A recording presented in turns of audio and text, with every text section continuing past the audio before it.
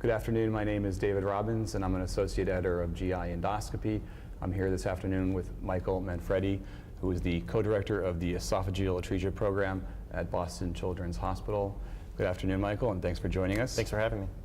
So you've published a really interesting study in the journal, which is, I think, fascinating. It's a super specialized topic. It's pediatrics, and it's a very rare disease. Can you tell us a little bit about your paper, which is entitled the Externally Removable Stents in the Treatment of Benign Recalcitrant Strictures and Esophageal Perforations in Patients with Esophageal Atresia? Sure, be happy to. So part of the program that was started approximately 5 years ago at Boston Children's Hospital was to basically develop a center of excellence where we can take patients from all over the world with a very rare disease, which is esophageal atresia. Approximately 1 in 4,000 children are born with this disease, and to have a center for surgical excellence and excellence in medical care. One of the things our program specializes is a particular type of esophageal atresia, which is called long gap esophageal atresia. Now, long gap is typically where the surgeons are unable to take both ends of the esophagus and do a primary repair.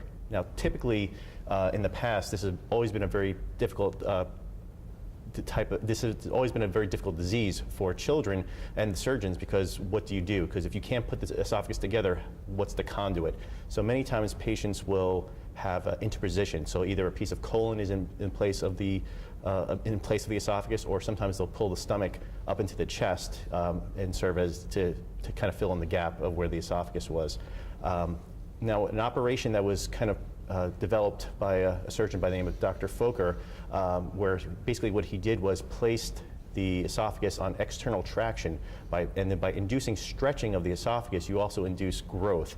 And so you can take an esophagus with only a few centimeters of actual esophagus that the patient's born with. You can actually grow it and basically able to connect the esophagus together. The difficulty with this operation is after they're together, stricturing of the esophagus is a major problem. And this is kind of the role that kind of was presented to me, is how do we manage these patients once they're their esophagus put together. So typically what we do is we do balloon dilations of the esophagus, which is, as you guys know, taking a balloon and inflating it to high pressures in order to cause a tear to the anastomosis. Now, we know that after a while, if we aren't able to remediate the lumen of the esophagus to a good size, then we need to think of different options. So there's been some literature in the adult world and some very small pediatric studies, at the most 5 to 6 patients, where they've tried to place stents in the esophagus.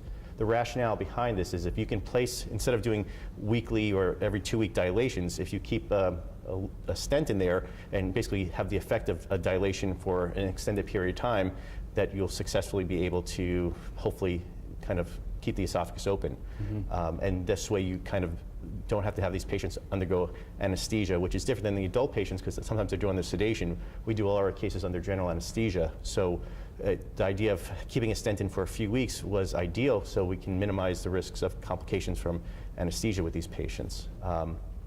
What we found was the opposite, that these stents didn't have the effect that we wanted to. We looked at 24 patients, which is the largest pediatric study to date.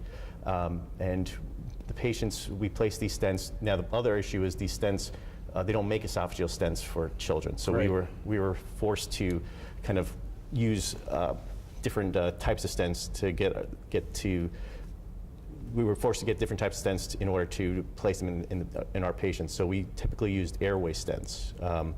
Now, airway stents were easy to place relatively, and we were playing around, we were trying to investigate different types of stents. So we looked at the self-expanding plastic stents and fully covered metal stents, and we looked at both of these in our study. Mm-hmm. It's interesting. It's just like in adult medicine, the pediatric population just gets a lower dose, yeah. And the drugs are not designed primarily for kids. And here's a situation where we don't have stents that are primarily designed for kids, and it's just sort of retrofitting the challenges. So what did you guys find when you looked at stents for endoscopically induced perforations versus surgically induced? So yeah, so we were looking at, so our main outcome was, first we were wondering how technically feasible this was, especially in small kids. So we were able to place these stents in kids as small as 3 months of age and That's unbelievable. And under 4 kilos, which, so basically a very small patient. And then, so we were seeing if that was technically feasible, and we found that we were able to successfully place these stents in any patient's size or age. Has anyone done a procedure on such a small child like that? I think, as far as I know, I think we were probably one of the first groups to try this. Yeah. But it's definitely, these small kids definitely are challenging because you don't have a lot of real estate to work with, and it's very small areas. But it definitely it was quite challenging, but it's actually definitely possible to do. Right. And you found a differential outcome, is that right, based on the etiology? Yes, so we were for leaks, for esophageal perforations, we found that we had an 80% success rate in sealing these perforations. When they were post-dilation leaks, we say leaks, but also what they really are perforations, we were 80% successful.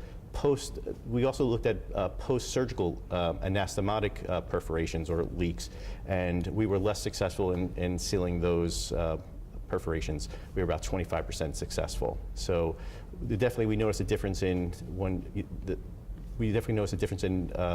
the type of perforation we were dealing with. So what we found was if the perforation occurred at the time of the dilation and we were able to successfully place a stent at that time, we were 80% successful in preventing any further complications to this patient. So it's a matter of getting early access. Early access, preventing seeding into the chest, I think is important to minimize infection risk. Right. And, yeah. Now, you guys, it seems like you learned from this experience. You've already changed your protocols and how you manage these patients and how you follow for stent migration. Is that right? Yes. So we noticed that stent migration was a factor in both the self-expanding plastic stents as well as the metal stents, although migration was less of an issue with the fully covered metal stents.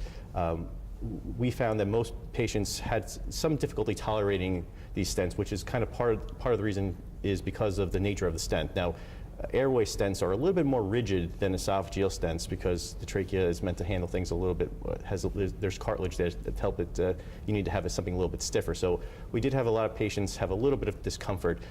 So we watched them very closely. So all the patients were inpatient. We didn't send any of our patients home, which was definitely on the conservative side. Mm-hmm.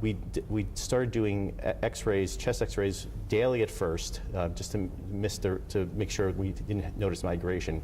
If after a few days we noticed that the stent looked like it was in place, then we would space them out, but we would never leave the stent in place for over a week without having a chest X-ray, because I think we wanted to make sure that there was no migration or any other ill effects. Right.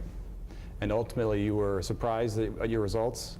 Yes. So we found that for esophageal perforations, we were very surprised and happy with the results of an 80% closure rate.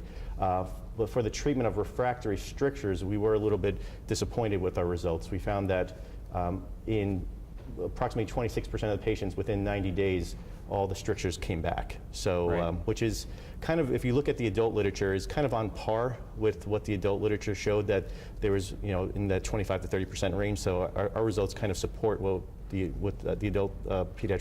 adult GI docs already learned.